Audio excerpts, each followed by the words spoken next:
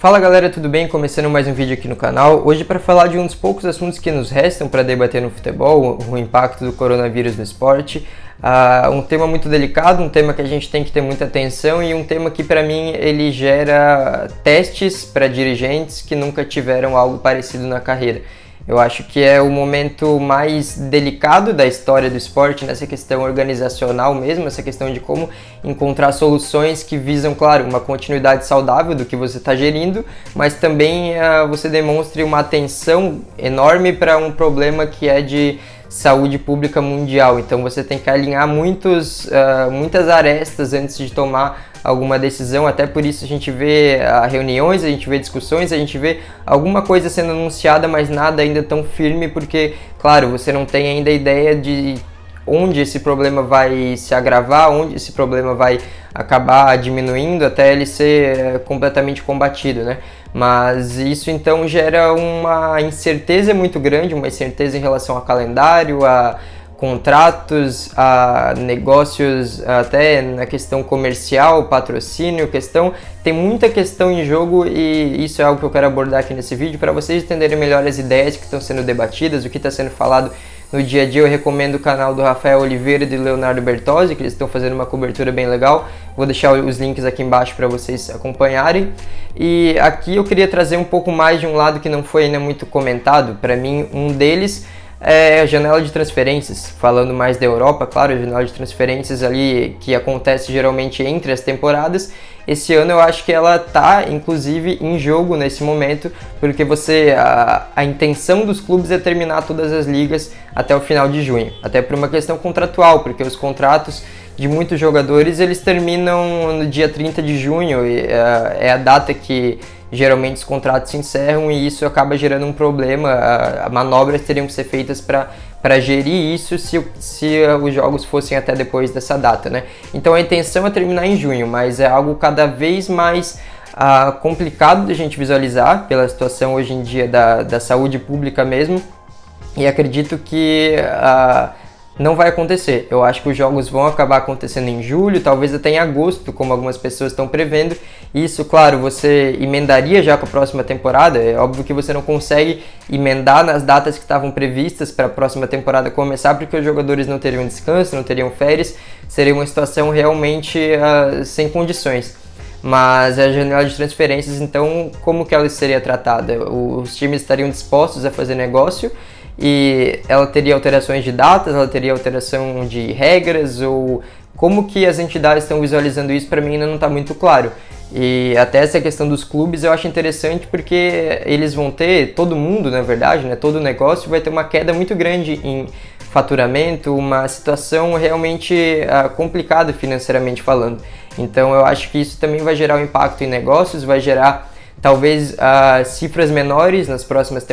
na próxima janela, né, especificamente, negócios que às vezes estavam engatilhados ou muito bem planejados para alguns clubes tendo que ser repensados por essas questões que eu acho que vão causar um impacto tremendo em muita coisa, em montagem de elenco, em calendário, em situação de treinamentos que vão ter que ser também repensados, sendo que você vai passar muito tempo agora, os clubes com atividades encerradas, você vai passar muito tempo longe dos seus jogadores, eles, claro, fazendo um trabalho físico em casa, mas que não se compara com treinamentos detalhados que os treinadores de alto nível hoje fazem. Uma questão que também, até puxando um pouco para o lado tático, eu fico interessado em saber se alguns treinadores vão voltar com ideias diferentes, vão aproveitar esse momento para fazer um estudo mais amplo dos jogos, porque a gente sabe que no dia a dia eles estudam já muito detalhadamente, mas é uma correria muito grande, então talvez esse tempo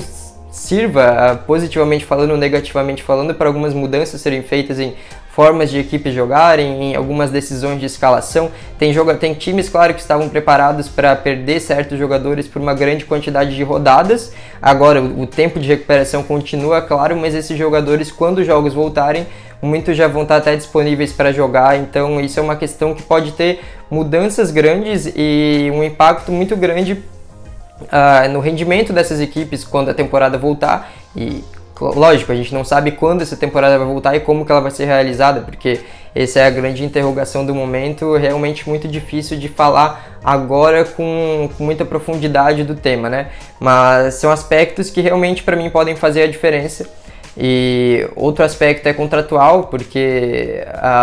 tem times, até agora trazendo um pouco mais para o Brasil, os times da Europa acredito que vão fazer uma manobra de forma mais tranquila, até pela situação financeira deles, que mesmo com essa queda que vai ter agora ainda é muito abastada, eu acho que vai ser mais tranquilo de manobras para estender contrato, caso seja necessário, até o momento que você encerra a temporada, por exemplo. Mas aqui no Brasil a gente tem exemplos de times, os times menores, claro, times que estão em um momento muito delicado financeiramente, até antes do coronavírus. Então agora você tem uma situação ainda mais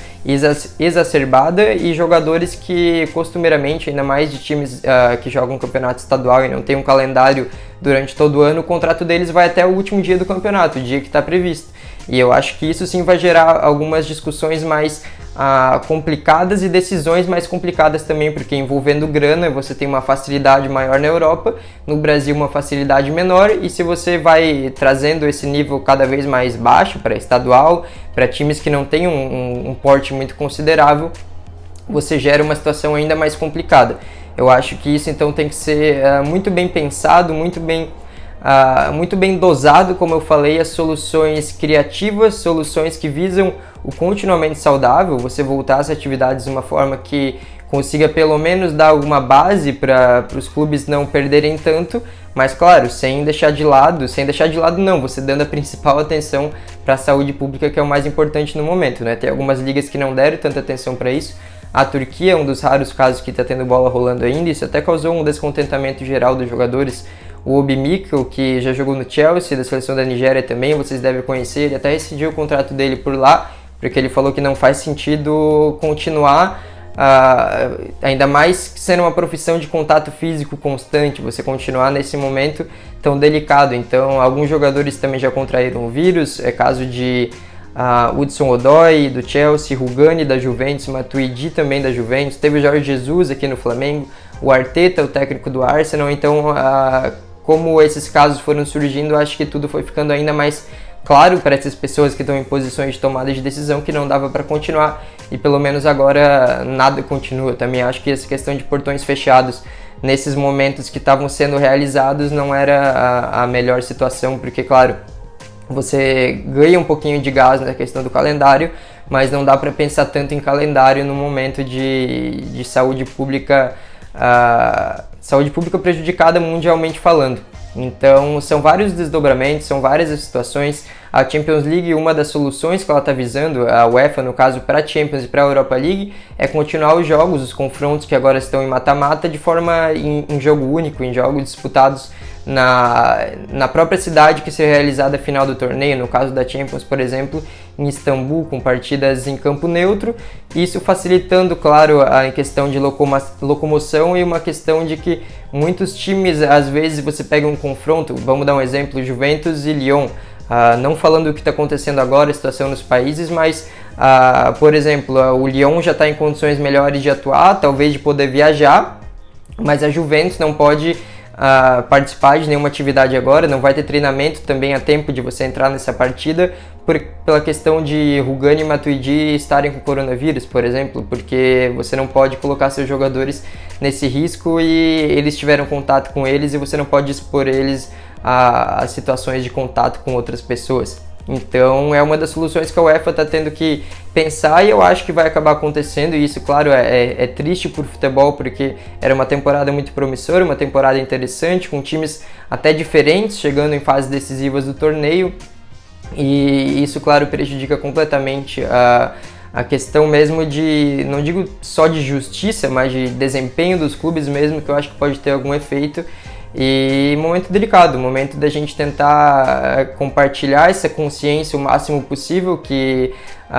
fico feliz de os clubes, pelo menos aqui, os clubes e entidades terem acordado um pouco nos últimos dias. Eu acho até que demorou um pouco para medidas mais drásticas serem tomadas. Então é um momento muito delicado, um momento, claro, de todo mundo fazer sua parte para tentar superar esse problema o mais rápido possível, mas de muita incerteza no mundo do futebol, algo histórico, algo que nunca aconteceu. Vou aproveitar, claro, para fazer alguns vídeos de temas mais atemporais, uns vídeos mais mais produzidos, assim, até tô na espera para conseguir gravar. Eu vou gravar em outro lugar alguns vídeos, vou gravar com maior qualidade de vídeo, de edição também, mas infelizmente não consegui ainda por causa dessa quarentena, mas vamos continuando aqui o canal da forma que for possível. E é isso aí, peço para deixarem o like, para compartilharem com quem se interessa pelo assunto, para se inscrever, ativar o sininho também para não perder os novos vídeos, e é isso aí, um abraço.